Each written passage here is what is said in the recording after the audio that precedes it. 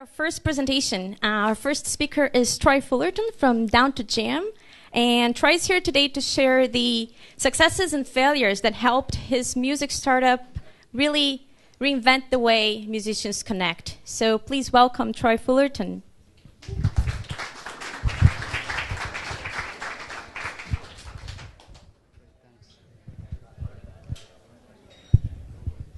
Thank you.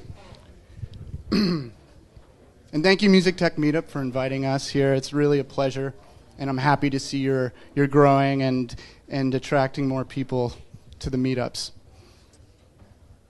So I know who I'm talking to here. I've talked to a few people already, but so I know who I'm talking to. By a show of hands, how many of you are musicians? There. So about half. And how many of you run a business or are planning to start one? A little more than half. Okay, and how many are here for the free food and beer? Yeah. As Natalia mentioned, my name is Troy. I'm a musician, and I'm also an entrepreneur, so we have a lot in common. And I'm going to tell you a story about how those two things led to the development of a global social network. So let me take you back 3 years to the spring of 2013, when this guy had a really great idea. He said to me, Troy, you're a musician, and you're having a lot of trouble finding the right musicians to play with. Well, wouldn't it be cool if there was a site that helped musicians connect with other musicians, but also that they could gauge ahead of time, before they ever sat down for a jam session, if they were musically compatible or not? Would that first jam session be a success or not? So, as a musician, there were many things that excited me about this idea. But there were two in particular. One, if there was a site that existed, like the one my friend Sean was describing, I didn't know about it, which meant that there was a void to fill. And two, I'd save a ton of time knowing up front that the jam session that I'm traveling across Toronto to be a part of would most likely be a success, because a website was able to tell me so. So my entrepreneurial instincts kicked in, and I said, yup, that's a great idea, let's build it. So let's jump ahead to the fall of 2013. So we partnered with my friend Neil, and Neil happens to be a great musician and a great web developer and a great father. And we launched in beta on October 1st, so about 4 or 5 months after we partnered with Neil. So at the time of launch, our membership consisted of my two partners and I, and a handful of beta testers that graciously donated their time to help us test the site before we launched. So, some of the business-minded folks who raised their hand earlier might have some questions already. What was your business model?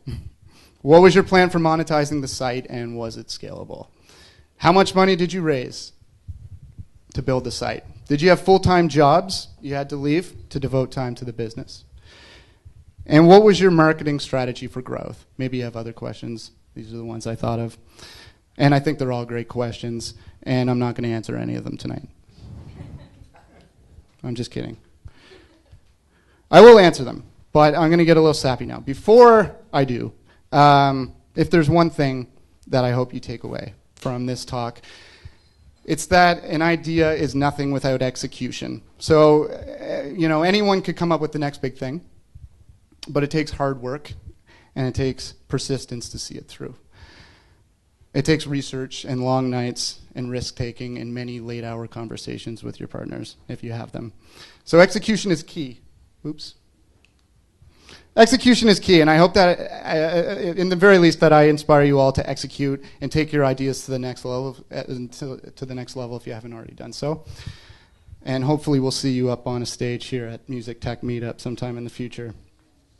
So back to the questions. What was our business model? So we had many conversations about this before we launched in the fall of 2013. And full disclosure, we didn't really settle on one before we launched Down to Jam.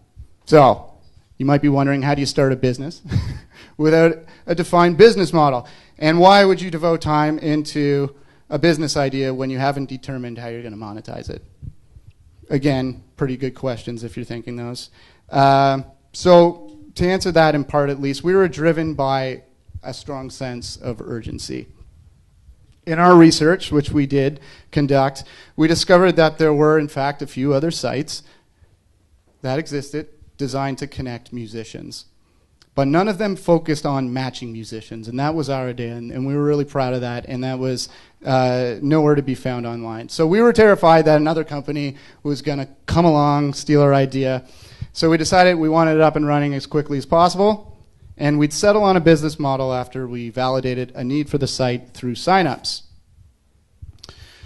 So that summer, we pitched the idea of the site to family and friends, and we got the reaction we were looking for from everyone that we pitched to. Great idea. I'd join a site like that, so long as it is free.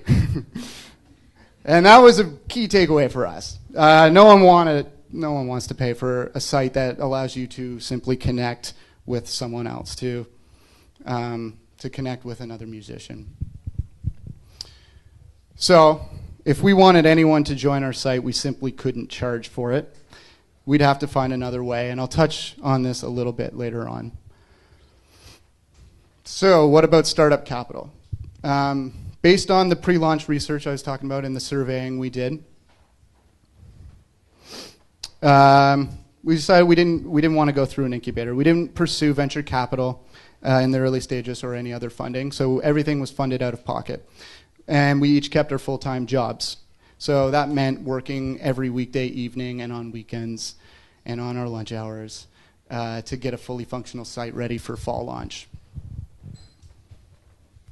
How would we grow? Based on the research, again, that we did, we agreed that word of mouth would help us grow exponentially. We were banking on that, in fact. There was an obvious need for this website, and we hoped that people would spread the word for us. In the meantime, we'd pursue as much press as we could. We were hoping press would come to us. And this is a global website, so we were looking for press both in North America, specifically Toronto, but also abroad. So our plan for the site, I didn't mention this, was not to limit it to musicians in Toronto. It's a global site. There's a global need for a website like ours. And so out of the gate, it was anyone in the world can join it. So I think that pretty well answers the questions that I raised earlier. And I think you could identify flaws in this approach. I'd be the first to admit that. And the next speaker from 500 Startups can confirm that, among other things, companies with a viable business model and one that is scalable and well protected in the event of an apocalypse, say, will get funding before companies with no business model at all.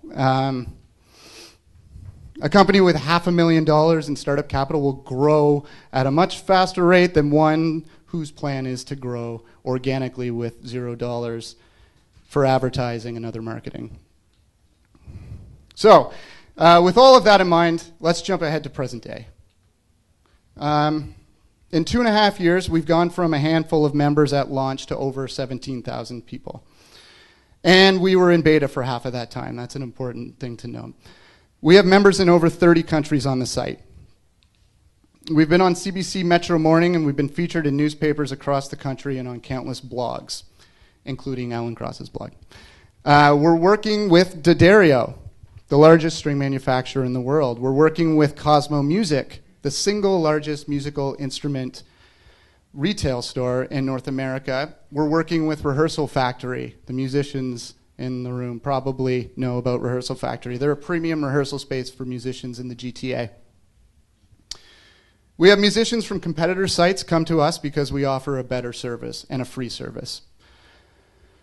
But most importantly, I think, we've had musicians connect through our site, form bands, and go on to perform in some of the best venues in their respective cities.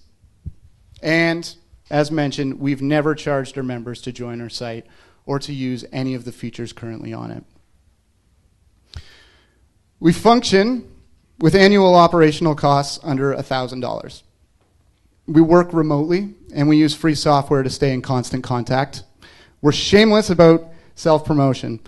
We're unafraid to ask our members what they love and hate about the site. That's just as important. And we reward them for their input. We still work full-time jobs, and we do business calls during our lunch hours, in the evenings, and on weekends. So we've gotten to where we are with $0 in funding. Would we like funding? Yes. And I plan on talking to the next speaker later tonight. But we've settled on a business model, finally, that's scalable and will propel us forward at a higher velocity. We're ecstatic to be partnering with music-related service providers around the globe who are joining us in our effort to create the largest online community of musicians in the world. So I have some advice. Don't be paralyzed by indecision and self-doubt. And that's for the musicians and the entrepreneurs in the room. Make informed, creative, and business choices, and don't be afraid to fail. Learn from your mistakes and continue pushing forward. And in our case, this is an important one. Partner with people you trust and who share your passion and ambition. And that goes, again, for the entrepreneurs and the musicians here. And enjoy what you're doing. So I'm going to end with a quote. It's by a guy named Plato. Maybe you've heard of him. Plato said, "Music gives a soul to the universe, wings to the mind, flight to the imagination, and life to everything." And without a doubt, music certainly gave life to our website, Down to Jam. That's all. Thank you.